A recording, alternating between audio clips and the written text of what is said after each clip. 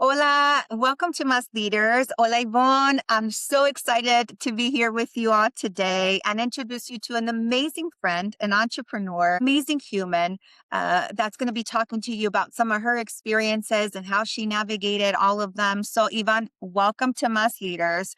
We are so Gracias. excited to have you here. So excited to hear from you. So excited to learn from you today. So, Yvonne, tell us, who is Yvonne?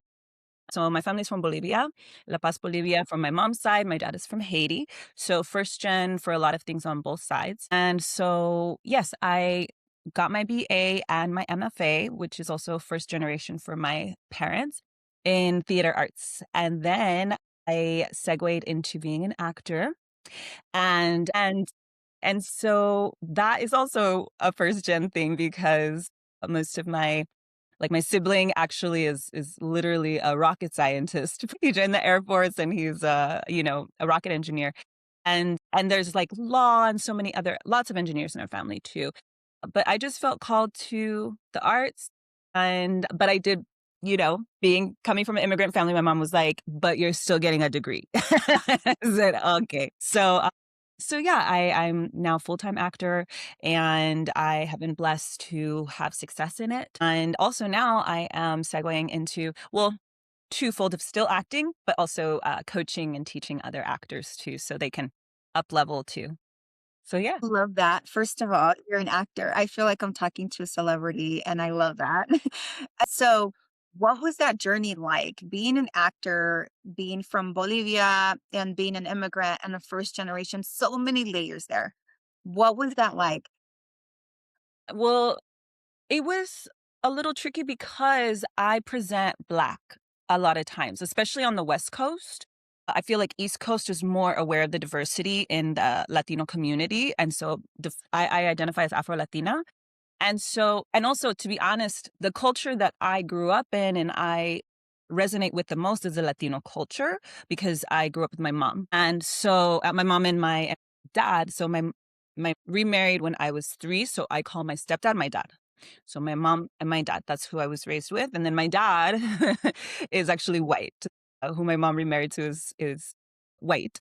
And so I had this Midwest background from my dad. I had my mom, all Bolivian, like straight from South America, and then a little bit of culture from my dad's side, which developed over time as we got closer. So it was challenging because I think a lot of roles before there were never any Afro Latina breakdowns. So what the breakdown is where they break it down and they say this is what the character is. Not until after 2020 did anything say Afro Latina. It was either Latina or Black. You were one or the other, and you picked. And then the words and the way they wrote it was very specific, very sometimes it could be very quote unquote stereotypical, and it would usually highlight their ethnicity. It wasn't like this is just who she is and she's a character and she's complex and all these things. It's like, no, she's there for this purpose, kind of like a bit token sometimes. So I thankfully have seen it develop over time to where, yeah, I'm honored to say that I'm the first Afro Latina Disney queen.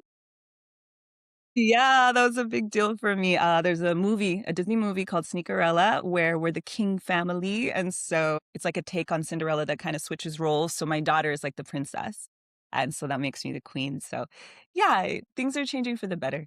I love that. I love that. I had no idea, by the way. So I'm so intrigued and so excited. So tell me about that. How did you get that role? What was that like? Yeah, so, self-tape, I submitted everything right now is self-tape, and what that means is you get a camera like this, or even your phone a lot of times, and a backdrop, a clean backdrop, and you do the audition and you send it in. And a lot of times you hear nothing, but in this case, and it was 2020 actually, I got a call back and everything was done virtually because the team was already filming in Canada, and I was, like, one of the last people that they hired. And so I did a chemistry read where I had to read with the daughter and the husband and just see how I fit into the family because they already cast everybody else. And later I found out that the John Sally, who plays my husband, was a big fan and like really encouraged the team to hire me. So he was like a part in that. But the team really liked me and I blended well. And next thing I know, my husband and I were in Canada in 2020 where we were in Toronto and we stayed for 2 months there. And we also had to quarantine where Chuck couldn't even he was there for 7 weeks, he never left the apartment because everything was shut down, so I was just going to work and back, going to work and back, but it was an incredible experience, I was so grateful. So you were And we won Cinderella. an Emmy, I'm sorry. We won 3 Emmys. Goodness. Yeah, What? we won 3 Emmys for that. It was the first Kids and Family Emmys when it came out, and so we won 3 Emmys for Sneakerella. Wow, I'm impressed. Thank Amazing. you. And thank you for representing us so well, Yvonne, because I do believe that representation matters. And when one person does it and when one person makes it, all of us make it. So Amen. thank you for that. And we're going off of the questions a little bit because I think I'm so intrigued with your story. And you do look like a beautiful princess. So that was one of the roles that you're very excited about. How has this journey been for you since then? You said that now there are specific roles that call out Afro Latinas and Latinos, and that's great.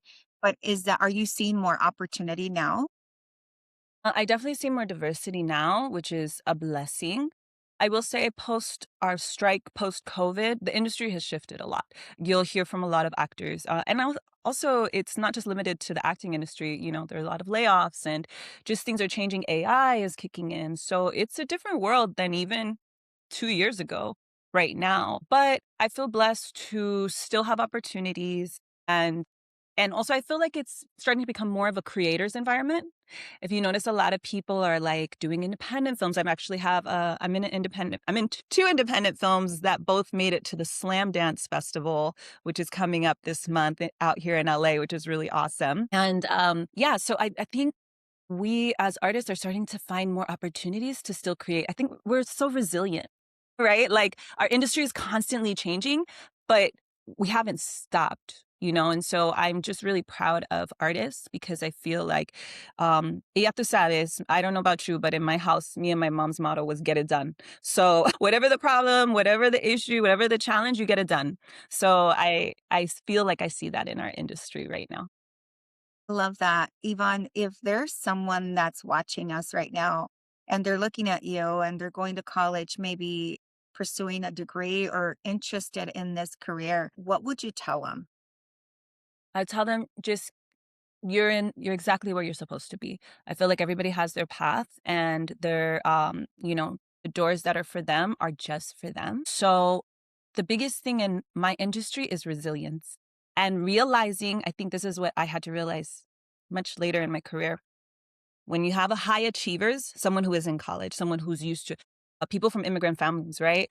They are like, we got to achieve the best. And a lot of times we feel like our value is attached to our achievements. And if we don't have those achievements, we don't have our value. But you're stepping into an industry that sometimes majority of times has nothing to do with you whether or not you book the role. So you can't base it off the achievements by themselves. So just know you got to be resilient. You got to know that you have this value inside of you that has nothing to do with if I book, if I don't book. Okay, you didn't book. If that casting office calls you back, guess what? They know you're a good actor, and that's the big win. Or your agent keeps you years and years. That's the win because they know she's going to book eventually. It's just a matter of the right time opportunity. So I think that's the hardest thing. Just please remember you're so valuable and it doesn't depend on if you book, if you don't book, lo que Mm, sea. Just mm. keep going, baby, because what's yours is yours. Ya tú sabes. Yeah, and that really brings me back to don't compare. We tend to compare ourselves sometimes, Yvonne, to other people, right? Yes, Especially as always. women. And my hair wasn't pretty enough, or I didn't have the qualities or the beautiful eyes or whatever. Mhm. And it really isn't about that. What's yours is yours. You are 100% right. Yvonne, you come from an immigrant family, and I want to touch on that a little bit. Your mom, you were raised by your mom. How was that like? And going to college, you said you were the first in a lot of things. How was that like? You didn't have a blueprint, you didn't have directions. How did you do that? How did you then say, I'm going to become an actor after exploring other things? Okay, so actually, I did the bad thing and I dropped out of school after my first year, after my freshman year. I was 18 by then. I was 17 when I got in. I was 18 and I just wanted to figure out what I wanted to do with my life. I tried to do modeling, and I remember my mom, she I kind of hid the fact that I had dropped out just for a little bit because I was scared. But when she but you have to stop it, she found out. My mom found out, yep, like she always does, and she was like, "You get 1 year to try this little thing out you're doing, and then back to school." And so I did it, I didn't like it. I didn't like modeling. It is hard work. I give a lot of accolades to those ladies. It's hard. Wasn't for me, and so I went back to school and I took a class in everything I kind of liked, and that's where I discovered acting. And I remember thinking and even praying and being like, "This is risky." Like, I'd always been a business major. I'm an immigrant, daughter. She has worked so hard for my life. I didn't wanna let her down. Woo, it's okay, no emotion. But, for me, I just knew it was a risky career move, and I remember distinctly, I felt like God told me, "I got you. Like, I'll handle that. The money side, don't worry about this. I'll handle that." And so then I felt peace to move forward, and I was like, "You know what? I'm gonna have to pay money anyway for classes." So for me, the education side of having a bachelor's when I was done made sense. It was like my fallback, you know? And then from there, honestly, I got accepted into a graduate school. A Latino friend of mine was very adamant, Yvonne, you need to audition for grad school. He was like not letting up. And I was very grateful that he did because I loved grad school. It really just grew me so much more in my confidence and like my abilities, everything gave me some great friends. And so that's where I ended up with the MFA. And because I had an MFA, my side job for a lot of years was being able to teach kids acting because you don't need to be credited if you're going to teach an art skill. So an MFA was able to give me this side income where I was still able to act and teach other kids at the same time pursuing my own acting. So it just really worked out well for me. I'm a big fan of education, but I know everybody can do it in their own way. Sure. Yvonne, there's a lot of us as children of immigrant parents that have dreams. And sometimes we put them on pause because you said we don't want to let our parents down. Why do you think we don't want to let them down? Because they haven't let us down. I'm like, it's not easy. My mom is one of 7. They were very poor in Bolivia. She got out here. My mom is I'm not gonna get her in trouble with her family, they say it too. My mom's the smart one, she always had her head in a book, right? She just loved education. So she came out here on scholarship as an 18-year-old, and then, in fact, she helped to get her sister out here through a scholarship that she, like, got her into. So they worked really hard as teenagers to venture to a whole 'nother land they've never been to, and then they got the whole family out here. Cleaning houses, that was them. They all cleaned houses at some point or another. My tia, she cleaned houses from when my prima was a kid to all the way through college, and my prima has a law degree, so they get the job done, and the least we can do is make sure that we show them our appreciation by making the most of our lives. Love that. My mom also cleaned houses. I do believe it is a very hard job, but it's also something that I do believe a lot of immigrants' mom have gone through and have built upon and to put food on our tables. I do remember still when I was craving something and I remember cereal was something expensive for us to get at the store. I knew that Fridays was the day that we would get cereal because I knew she cleaned an extra house that day. It came down to that. And so to your point, we don't wanna let them down, right? We want to make sure we show up authentically. So I can relate to that very much. There are a lot of things that you have learned along the way. You are now, full on in your career. You're still learning, I'm sure. What are some of those difficult moments, Yvonne, that you've been through that have made you even stronger than where you are now? Remember, I had become a series regular for 2 years, and it was huge and such a big deal, and then because of the storyline, they shifted and they said, "We have to, we're gonna lose your character," and I was like, "Okay, it happens." And then a year from that, I believe was when the strike started happening, so things started drying up, and I had to get a night job as a clerk at a hotel for about a year, washing laundry, washing dishes, checking people in, and I remember this one week, I got invited to the premiere of my movie, of the one I told you about, Sneakerella, in New York. So you get flown first class, you get in this beautiful hotel, the production pays for hair and makeup. It's como Cinderella, which is so funny because it's a Cinderella story. You go to a high rise and you get to invite your 12 best friends and they show your movie on the big screen in New York City with the bridge. Oh, it was like a dream. And then within 24 hours, I was back cleaning people's laundry, washing those dishes como Cinderella. I was like, "This is so ironic." Thanks, God. But you know what? What it did do for me is that's why I'm saying endurance is key in this Mm. because this industry, it goes up, it goes down, and at the end of the day, it's the people who stick it out that end up benefiting from the relationships they've made over the years. You know, and from the accolades and your resume, they can't take your resume from you. So once you get those bookings, once you have those down, like you just keep building. It's just something that can take a lot of time to build. And all you need is one big like poof, you know, and then off you shoot. And there's so many stories of that. And yeah, that was a tricky time. Interesting perspective, because one of the things as an immigrant daughter and first generation, I'll say this, I don't feel like we ever think a certain job is less than other for us. We know exactly how to go from, to your point, a princess in Hollywood, going right back to working the next day, actually like Cinderella. We know how to put the shoes on and take the shoes, right? And the make on and take it off. And that's the resilience I believe that we have as first generation leaders of the industry. One thing I want to ask you before we end, because I told you this time was going to go by fast. Uh, there are a lot of things that I'm sure you would tell yourself, your younger self. 10 years ago, Yvonne was not the Yvonne that Yvonne is today. What would you tell yourself if you were able to look back at that Yvonne that's trying to figure things out? What would you tell her today? That it's all in God's hands and that He has really great plans for you. I think about 10 years ago, I was just married 1 year. I had quit my job. I was driving Uber to make ends meet.